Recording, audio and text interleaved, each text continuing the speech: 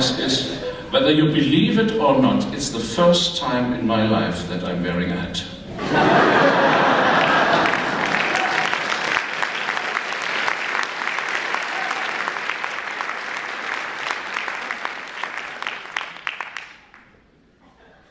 It's probably not a big surprise that I will talk about music. Art, and here I mean the entire creative spectrum, literature, the visual arts, or performing arts and music, is the one thing that really makes us human beings so very unique, a unique species. It is this very creativity which makes the big difference. Religious people would say that it makes us similar to God. In the Bible, it's written that God created man in his own image. It's writers, composers, painters, sculptors, and more recently filmmakers who also create whole worlds and decide how they should look, feel, what they should express. Is this not a proof of this Bible quotation? And of all the arts, music, and I know that many of you will say, of course he has to say that, music is the most mysterious, most moving, most comprehensive, most complex art of all. No other art comes from that deep inside a human psyche and can go that deep into a human psyche. No other art form can create such ecstasy, fear, happiness, sadness, grief, desperation, joy. Music can be a medium which articulates emotions you aren't able to express with words. And I think an emotion not expressed remains to me unredeemed.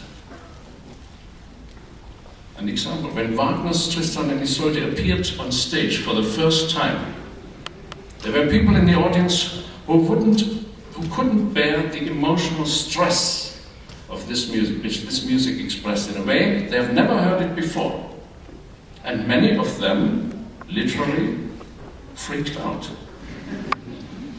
While listening to Bruckner Symphony, some people fall into religious ecstasy, even if they aren't religious.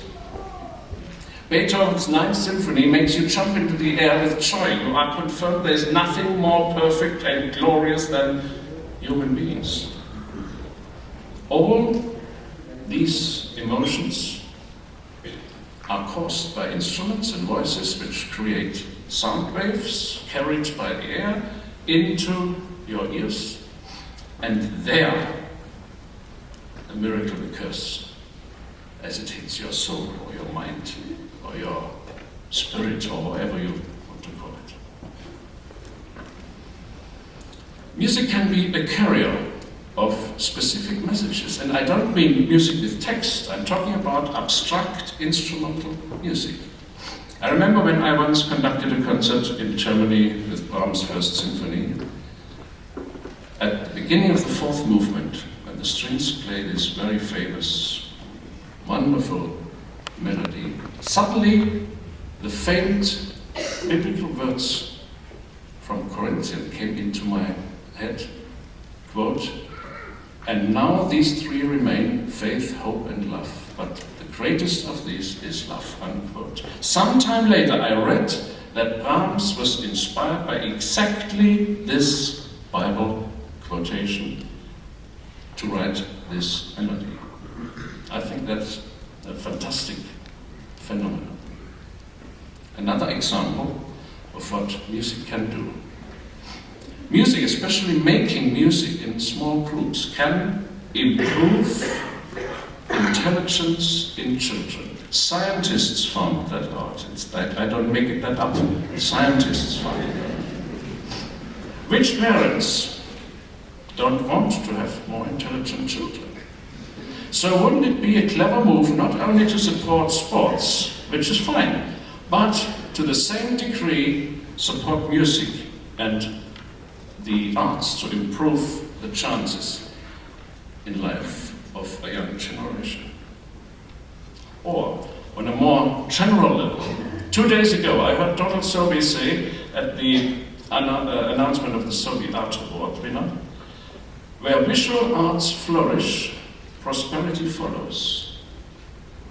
I think the same must be said about classical music and the music life of a city. To illustrate another aspect, here's a story told to me by my mother. Just months after the last war ended, she was living in a huge house where many American soldiers were billeted. One evening, when the soldiers got together to have a kind of a party, they forced my mother to join in. The party got wilder and milder and louder and louder. More and more alcohol was drunk. The furniture started to fly around. My mother was a blonde girl of 20 years. The air became increasingly dangerous. And then, instinctively, and she could never explain why she did that, she sat down at the grand piano and began to play a Beethoven sonata from the first to the last note. The atmosphere changed. The mood became calmer. The soldiers got quieter, sat down, and listened until the end. Then, one by one, they shook her hand, thanked her, and left the room. The normal explanation would be that music calms one, puts one in a good mood, relaxes you. I'm convinced this is a huge misunderstanding. Maybe the Moonlight Serenade does that. But these soldiers were not calmed down by Beethoven. They were confronted and reminded that there is something greater than life, that it means something to be a human being, that there is an ideal. We don't know how it looks, what it is. We only feel there is something. And great art, especially great music, gives us a glimpse of it here and there. And at the same time, we are aware that we will never achieve this ideal, at least not for a long time. This conflict between showing us a fraction of the idea of a promised land and knowing that it's unreachable stirs up our emotions. The fact that we have felt on rare occasions that we were closer to this ideal thrills us, but it also makes us sadder or happier or more depressed. In any case, it sharpens our awareness. Maybe that's the reason why one calls it serious music.